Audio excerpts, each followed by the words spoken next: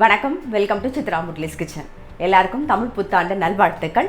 நம்மளுடைய மலையாள நண்பர்கள் அனைவருக்கும் விஷு நல்வாழ்த்துக்கள். இன்றைக்கி விஷு தமிழ் புத்தாண்டு ரெண்டும் சேர்ந்து வரா மாதிரி இன்றைக்கி ஒரு ஸ்பெஷலாக தான் நம்ம பார்க்க போகிறோம். ரொம்ப சிம்பிள் சமையல் தான். பூசணிக்காய் சாம்பார், அதுக்கப்புறம் பருப்பு வடை, பால் பாயசம், வெண்டைக்காய் கறி, மாங்காய் பச்சடி, அவ்வளோதான். ரொம்ப சிம்பிள் சமையல் தான். நான் மாங்காய் நீங்கள் எந்த அளவு எடுத்துக்கிறீங்களோ அது தகுந்த மாதிரி பார்த்துக்கோங்க. நான் ஒரே ஒரு மாங்காய் எடுத்துகிட்டு இருக்கேன். ஸோ அதனால் ஒரு அரை கப்பு வெல்லம் எடுத்துட்டேன். நான் மாங்காவை நல்லா தோலெல்லாம் சீவிட்டு செதுக்கினாப்பில் அழகாக நல்லா கட் பண்ணிவிட்டு ஒரே ஒரு பச்சை மிளகா, ஒரு பிஞ்சு மஞ்சள் பொடி, ஒரு பிஞ்சு உப்பு போட்டு வேக வச்சு எடுத்து வச்சுக்கோங்க. ஸோ இப்போ பாருங்கள், அரை கப்பு வெல்லம் கரையை விட்டு வச்சுருக்கேன். மாங்காய் வெந்து ரெடியாக இருக்குது. வெள்ளை கரைசலை விட்டுடலாம். சேர்ந்து கொஞ்சம் ஒரு கொதி வரட்டும். சேர்ந்தாப்பில்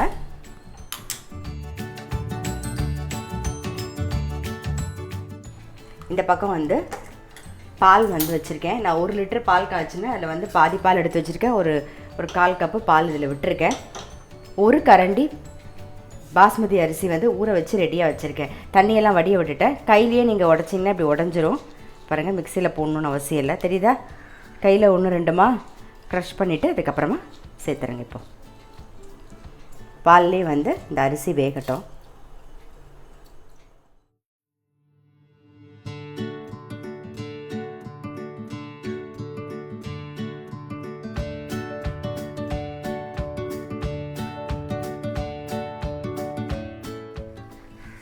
இது ஒரு கொதி வரட்டும். அதுக்குள்ளே பருப்பு வடைக்கு கடலை பருப்பு 1 கப்பு கடலை பருப்பு, ஒரு சின்ன ஒரு டேபிள் ஸ்பூன் அரிசி ஊற வச்சுருக்கேன்.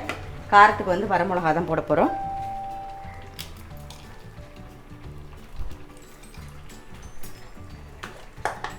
கொஞ்சமாக உப்பு சேர்த்து கடலை பருப்பை ஒரு குறைன்னு அரைச்சி எடுத்துன்னு வந்துடலாம் நம்ம. ஸோ இந்த மாதிரி குறைன்னு அரைச்சி எடுத்துக்கிறோம்.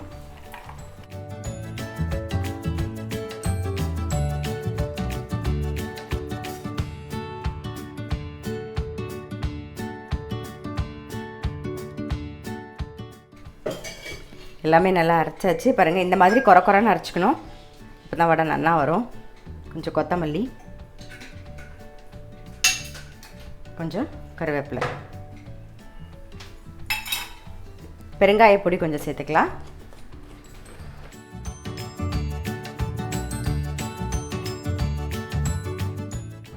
நல்லா கொதிச்செடுத்து மாங்காய் பச்சடி ரெடி ஆகிடுது. நம்ம தாளிச்சிடலாம். எண்ணெய் வச்சுருக்கேன், காயட்டும். எண்ணெய் காஞ்சிடுது. கடுகு, வரமிளகா, வேப்பம்பூ,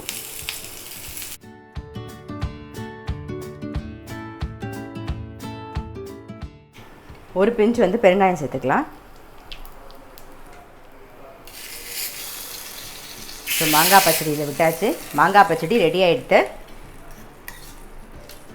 அடுத்தது வடை தான் பண்ண போகிறோம் நாம். ஸோ வடைக்கு எண்ணெய் வச்சுருக்கேன், அடுப்பில் காயட்டும். இந்த பக்கம் பால் பாயசத்துக்கு சாதம் பாருங்கள், அரிசி வெந்துன்னு இருக்கு, வேகட்டும் கொஞ்சம் நேரம்.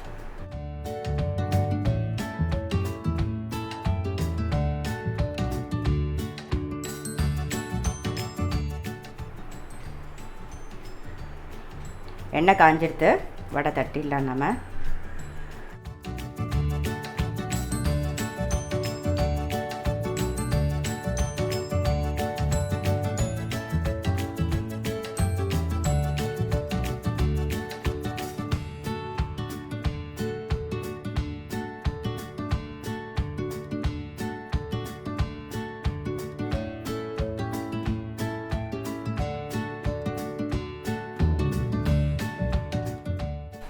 பாருங்க, சாதம் வெந்துட்டுருக்கு பாயசத்துக்கு.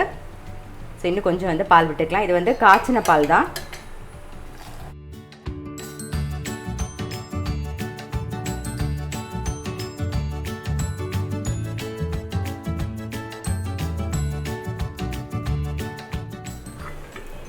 வடை ரெடி ஆகிட்டு எடுத்துடலாம். இதே மாதிரி எல்லா வடையும் போட்டு எடுத்துருவோம்.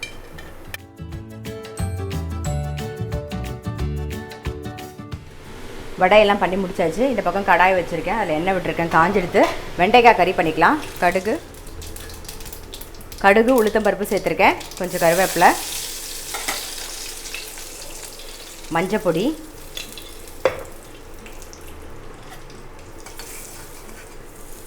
வெண்டைக்காய் வந்து கட் பண்ணி வச்சுருக்கேன், அது சேர்த்துடலாம். தேவையான உப்பு சேர்த்துருவோம்.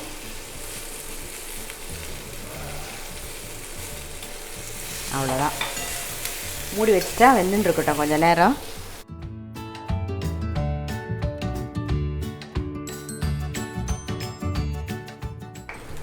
வெண்டைக்காய் வந்து வெந்தெடுத்து ரெட் சில்லி பவுட்ரு சேர்த்துடலாம் காரத்துக்கு.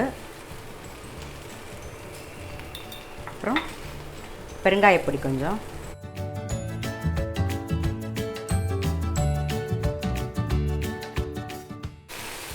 அரிசி மாவு சேர்த்துக்கலாம்.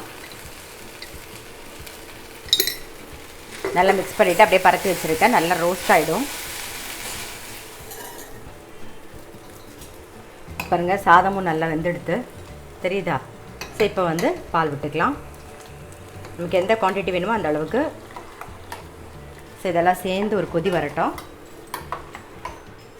ஏலக்காய் எசன்ஸ் வந்து ஒரு 3 ட்ராப் விடுறேன்.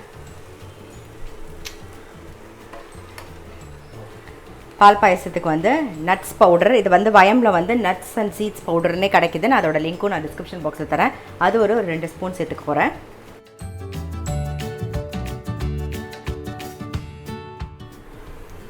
சர்க்கரை வந்து நல்ல ஒரு கரண்டி. உங்கள் ஸ்வீட் வந்து உங்களுக்கு தகுந்த மாதிரி பார்த்து போட்டுக்கோங்க. நான் வந்து எப்பயுமே கொஞ்சம் கம்மியாக தான் ஸ்வீட் சேர்ப்பேன், அதனால் நான் ஒரு 1.25 கரண்டி சேர்த்துக்கிறேன், அவ்வளோதான். ஸ்வீட் மட்டும் பார்த்து போட்டுக்கோங்க. வெண்டைக்காய் கறி வந்து ரெடி ஆகிடுது. ஸோ ஆஃப் பண்ணிடலாம். இந்த பக்கம் வந்து பாயசமும் ரெடி ஆகிடுது, பால் பாயசமும் ரெடி ஆகிடுது. ஆஃப் பண்ணிடலாம். அப்புறம் அப்பளம் பொரிக்க போகிறோம் நாம். குழம்பு நல்லா கொதிச்செடுத்து ஆஃப் பண்ணிடலாம். இந்த பக்கம் வந்து அப்பளமும் பொரிச்சாச்சு. ஸோ இன்றைக்கி என்ன ரெசிபின்னு பார்த்துருப்பீங்க. பூசணிக்காய் சாம்பார், அதுக்கப்புறம் மாங்காய் பச்சடி, பால் பாயசம், வெண்டைக்காய் கறி, அதுக்கப்புறம் வேறு என்ன பண்ணோண்டா நம்ம பருப்பு வடை. ஸோ அவ்வளோதான். ஸோ சிம்பிள் ரெசிபி தான். கண்டிப்பாக நீங்களும் உங்கள் வீட்டில் ட்ரை பண்ணி பாருங்கள். திரும்பவும் எல்லாருக்கும் வந்து தமிழ் புத்தாண்டு நல்வாழ்த்துக்கள். மலையாள நண்பர்கள் அனைவருக்கும் வந்து விஷு நல்வாழ்த்துக்கள். நான் அடுத்த வீடியோவில் சந்திக்கிறேன்.